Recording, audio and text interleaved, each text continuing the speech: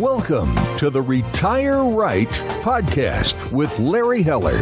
You deserve complete financial advice. There's no acceptable alternative if you want a plan to live well and on your terms. Complete financial advice equals complete peace of mind. Now, let's get into this week's podcast episode.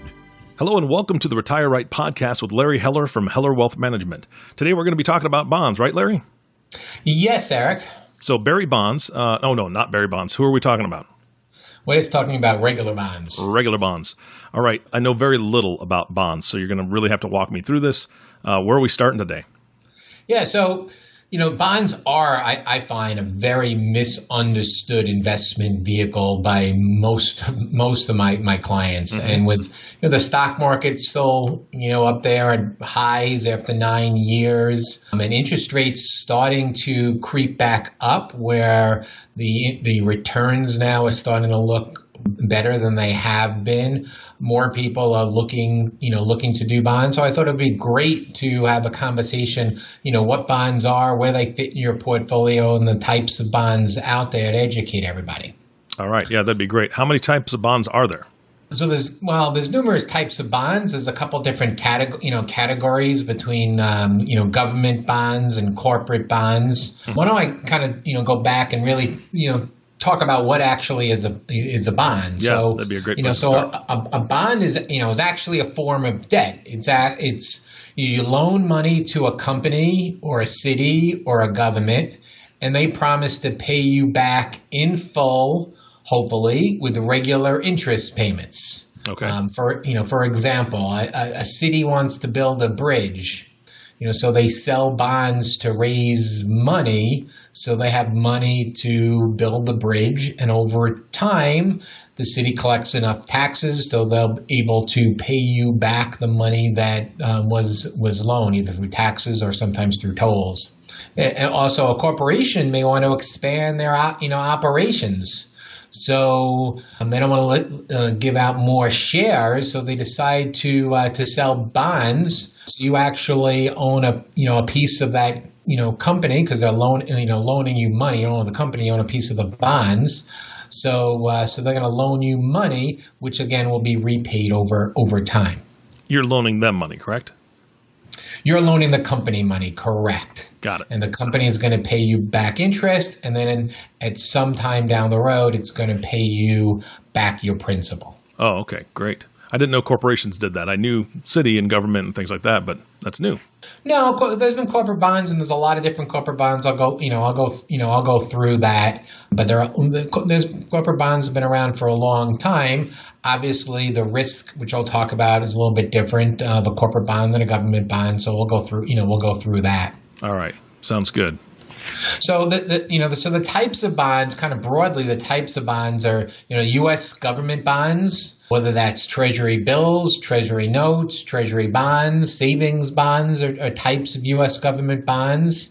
And then you have state or city bonds, also called municipal bonds. And thirdly, there are corporate bonds. So though broadly, those are the bigger type of bonds, the different type of bonds that you can buy. Depending upon your tax bracket, will determine whether it makes sense to buy a municipal bond or a corporate bond, or if you're investing inside a 401k or a IRA. Obviously, you want to do corporate bonds and not municipal bonds, because it's already tax deferred. So those are the types of bonds that are out there. And how much can you get a bond for? I mean, how does that? I don't understand how you purchase a bond or a set of bonds. How's that work? Yeah. So let's talk about all the different characteristics of the bonds, and then kind of back into how you purchase a bond. All right. So there are a few different things that when you look at a bond that you want to be cognizant about. And one is the face value. So the face value is if you're buying a bond, let's say a $50,000 face value bond, that's the issuing amount of bonds. Well, not the total issue, but that would be the bonds that you would be purchasing. And those bonds have a coupon rate. Let's say 5%. And then we'll talk a little bit about par and buying bonds above par and below par. So if you're buying, this is where it gets a little bit interesting. I've had clients call me up on the phone and say, "Oh, my friend just bought a triple A rated New York City bond and they're getting 5%. And I'm like, no, they're not earning 5%. The coupon is paying 5%. So yes, if you are buying a bond when they originally issue it, then you would be buying a face value and a coupon of 5%. If you were buying it at par, you would get 5%. $50,000 face issued at par, interest rate is 5%. You would get the 5%. And let's say that bond matures in 10 years. You would get 5% for each year. And then 10 years, you would get your $50,000 back. But where it gets interesting is that if you're getting 5% interest and today the 10-year treasuries are just over 3, you're not buying that bond at par. You need to pay a premium for that bond. So that $50,000 bond, you may need to pay, for example, $60,000 for that $50,000 bond. You're still going to get your 5% interest for that 10 years.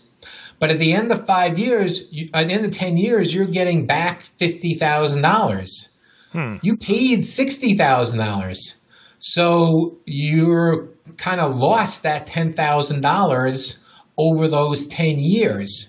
So your real return is the 5% interest that you made less the premium that you paid. So your effective rate of return may be, let's say, 2 to 3%. You're not, even though the coupon, the interest you're getting, usually twice a year, you're going to receive that in cash. The actual total return that you earned on that bond is less than the coupon. So the 5%, Larry, just one moment.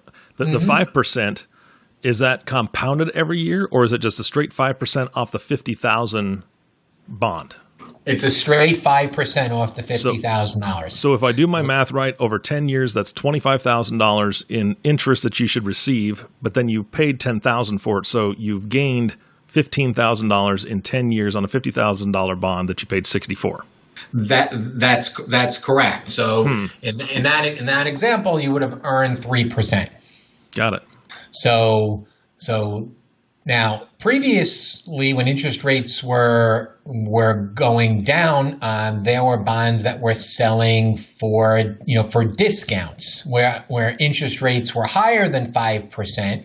Why would you buy a bond earning 5% when you can buy a new bond earning 7%? Now, we haven't had that in a while, but if we do come back to a rising interest rate environment, that may be the case. And in that instance, you would be buying the bond at a discount.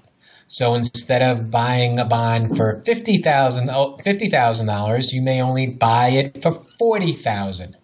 So you'd still get your 5% interest, but now you're going to get back an additional $10,000, which would increase your return. So right now, most bonds are trading at premiums, not discounts, but there are some bonds out there with a coupon rate of 3%. So we may see some bonds trading at discount in the not so near future. Got it. One more characteristic, which I kind of want to throw out there, which makes it even a little bit more complicated, is a callable feature. So like I mentioned before, these bonds mature in 10 years. However, some institutions put in call clauses that says, I want to have the option of repaying the loan in less than 10 years. So that may be in 5 years or 6 years or 7 years. So now, not only do you want to look at what your return would be to maturity, you want to look at what your return would be to the worst callable date, the first callable date. Because remember, now if it gets called, you won't get that 5% interest anymore, and you're getting back the principal, which if you bought at a discount would be less. So that's what gets bonds kind of challenging, to know all the different caveats and all the different parts to determine what is the best return. If the bond to maturity has a great rate, but the return to the worst call is not so good, you may be getting called back at a time that you don't want your money back. Yeah, that makes sense. So let's talk about some of the different bond risks that are associated, and there's a few of them. So let's talk about credit risk. What is credit risk? Well, if you borrow money, if you buy a United States Treasury bond, your credit risk is virtually nil because it's backed by the full faith of the United States government. So the odds of them defaulting are just about nil. So your credit risk is very little.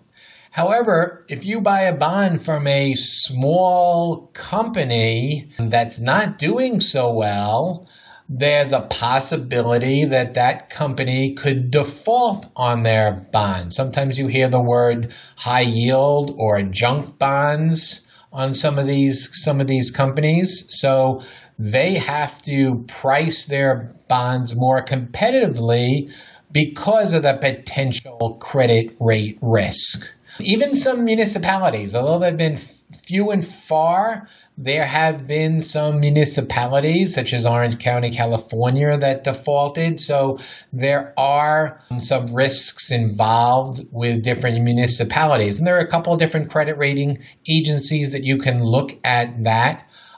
But you can't just always determine whether that's going to happen by looking at the current credit risk. And the credit risk could change. So if you buy a bond and you hold it for, more than a few years, all of a sudden maybe that risk, you bought that bond and it was A quality, and now it's dropped down to B. So you need to look at the credit risk and make sure you understand what kind of risk that you're getting in the bond. So when you have a higher risk, is there any protection for the consumer, or is it just if they default, that's it, you lose your money?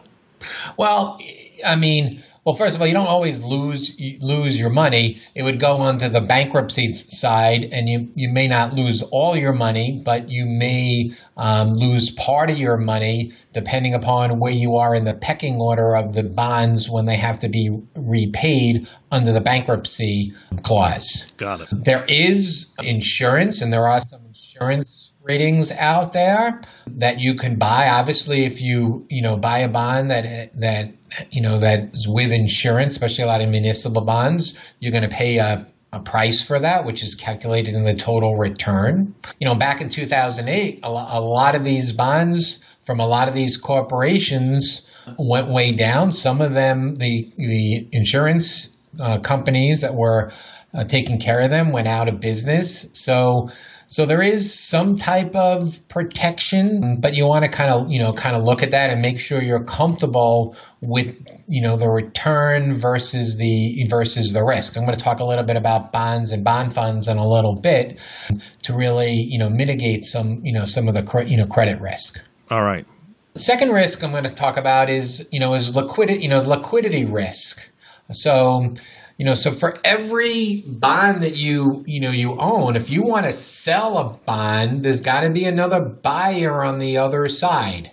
It's not like it's a money market account or keeping it in the bank that you can just decide, okay, I want my money back. Here, there is some liquidity risk that you've got to find a seller on the other side, a buyer on the other side, and that buyer may or may not want to pay you what you think it's worth. So there is some liquidity risk when owning bonds. Got it. Thirdly, interest rate risk. So if you buying now, let's say a 15-year bond, a 20-year bond, long-term bond, and you're getting locked into that rate of return for that time horizon. If interest rates go back up, somewhere down the road, you may be able to buy a new bond at higher rates. You're stuck with your old bond unless you want to sell it at a loss. The good thing is, as long as you hold that bond to maturity, you're going to get back the premium. It's just that you may not have earned as much that if you waited and rates went up, that you would have gotten with a higher earning bond. Got it. That makes a lot of sense. And finally, I talked about this a little bit, call and prepayment risk. So you've put together a game plan when you want these bonds to mature, and all of a sudden they're called away from you. So now not only you're not earning the full amount, and now you're left with a pot of money to invest. It may or may not be the right time that you want to invest in another bond. So another risk is what I call and prepayment risk. Yeah. So if you had bought a 10-year bond and they do a call, is a callback, you said? It's called, and they do that at 5 years, then you now have to make plans for that next 5 years. You may not get a bond that was going to pay as well, or may not find one that you like. Correct. Got it. Okay. So let's talk a little bit about the bonds and bond funds and the pros and the cons.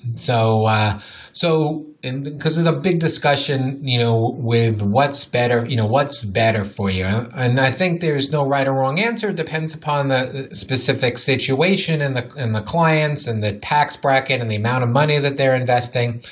But when you're buying an individual bond, to get good prices, you want to, buy a bond that has a good amount, such as, let's say, $50,000 as a face value. So if you want to put together a portfolio of bonds and you don't want to buy, let's say you want to do a laddered bonds. So what do I mean by laddered bonds? So you don't want to buy just all bonds, one bond that's maturing in 10 years. Because now, like I said, with interest rate risk, you don't know what's going to happen going forward. So let's say you want to buy some bonds that mature in 3 years, 4 years, 5 years, all the way up to 10 years or even more. So in order to buy enough individual bonds, you need significant amounts of money to buy these individual bonds. For most part, we we talk to clients, if you're going to buy individual bonds, it should be around $1 million, 500,000 possibly.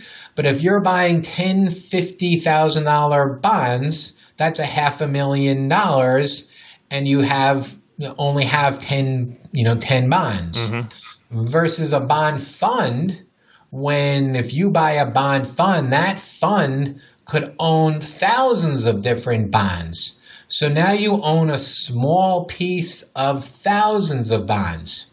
So the diversification is important, because let's say one of those 10 bonds that you bought went into default.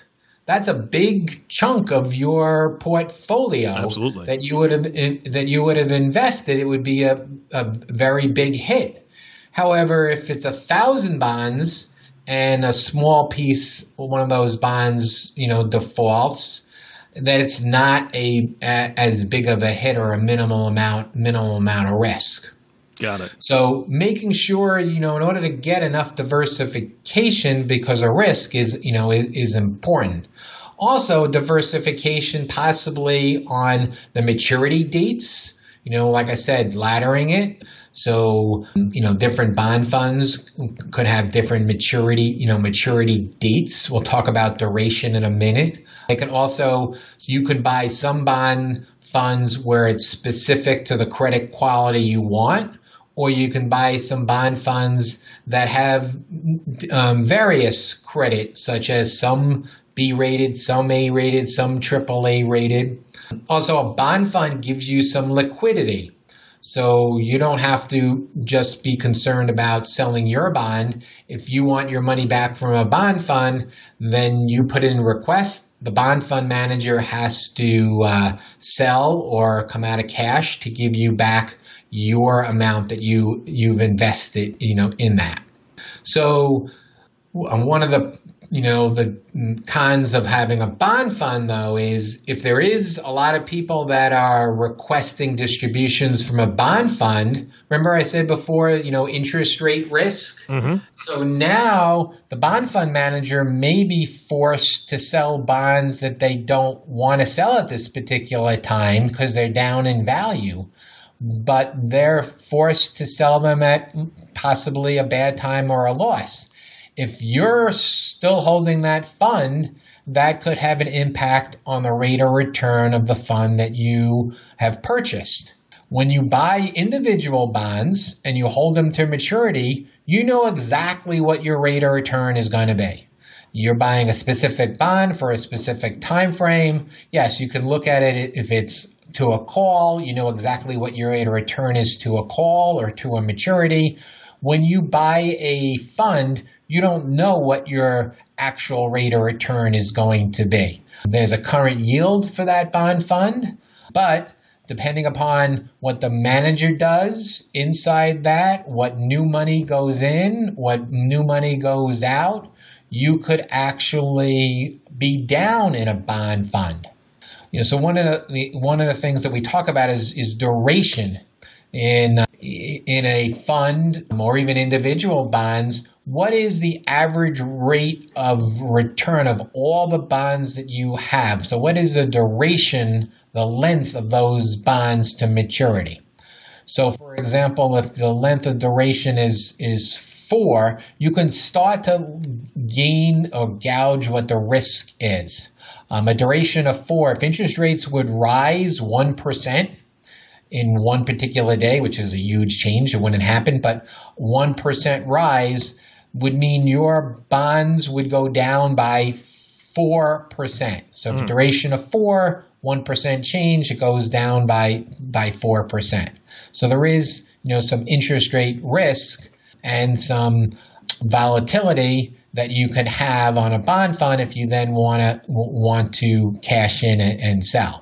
If you own your individual bonds, yes, the duration risk on paper, the bonds would go down because interest rates have gone up. But as long as you're holding them to maturity, you know you're going to get back your principal. So those are some of the differences between individual bonds and bond funds. And like I said, unless you're having a large amount to invest, most people will invest in the funds. But we love the individual bonds, and putting together an individual bond portfolio and crafting it properly could give you some peace of mind that as long as you hold it to maturity, what you're going to earn over that time frame. Gotcha. All right, what's next to know? So just briefly, taxable or tax-free bonds. So it's important to know what your tax bracket is to determine whether it makes more sense to buy a taxable bond or a tax-free bond. So for an example, if you're buying a corporate bond and that earns 3%, and you're in the 30% tax bracket, let's say 40% combined tax bracket, you're only making 1.8% after taxes. 3% times 0.6, you're making 1.8. So if you want to compare that to, let's say, a municipal bond that may be earning 2%, so first you kind of look at, why would I buy a 2% bond over a 3% bond? But in my tax bracket, a 2% bond I'm paying no taxes on versus a corporate bond at 3% that I'm yielding after tax 1.8, a tax-free bond makes more sense. So you kind of want to look at what tax bracket you're on to see what makes more sense. And there may be reasons to buy some taxable bonds for diversification purposes, but you do want to kind of look at both. You want to look at your tax rate to see what kind of bonds make more sense for you. Got it. So how and why should you use bonds? So one of the things we like to look at bonds is your income needs, especially if you're retired, and these bonds, like I said before, the coupon rate may be 5%. So you're actually getting some cash. So that may be a good thing, especially if you're retired to now to replace your salary and your earnings from some of these bonds. So that's one reason why is the income needs. Mm-hmm. Another is the risk tolerance. Is for most part, bonds are less risky than the stock market, so it reduces your risk. So that's another reason, why you should consider bonds in your portfolio.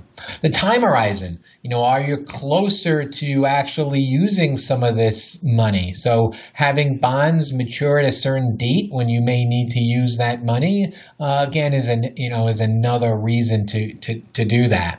And finally, interest rates are heading back up and now starting to earn some decent returns. So they're becoming a little bit more of interest to a lot of people. And of course, the tax bracket, especially if you're in your high tax bracket, using municipal bonds. So those are some of the reasons why you'd want to use, a bond in your portfolio. Hopefully, I've explained, the bond and how it works, and have gone through some of the hidden returns and the hidden factors in a bond that many people are misunderstanding. Yeah, I didn't know quite a bit of this, and so I'm glad to learn it now. If anybody has any questions on different types of bonds or their uses, or how a bond is part of your entire portfolio or your entire retirement plan, definitely reach out to Larry and his team. Larry, how do they get a hold of you? Yeah, you can reach us at on our website at Hello Wealth Management, and you can contact us at 631-293-2806. Fantastic. Thank you, Larry, so much for your time today. You're welcome, Eric. Thank you. You bet. And thank you all for listening to the Retire Right podcast with Larry Heller. If you have not subscribed to the podcast yet, please click the subscribe now button below. This way, when Larry comes out with a new podcast, it'll show up directly on your listening device. That makes it much easier to share with your friends and family who need to hear this information or would like to learn about bonds. For everyone at Heller Wealth Management, this is Eric Johnson reminding you to live your best day every day. We'll see you next time.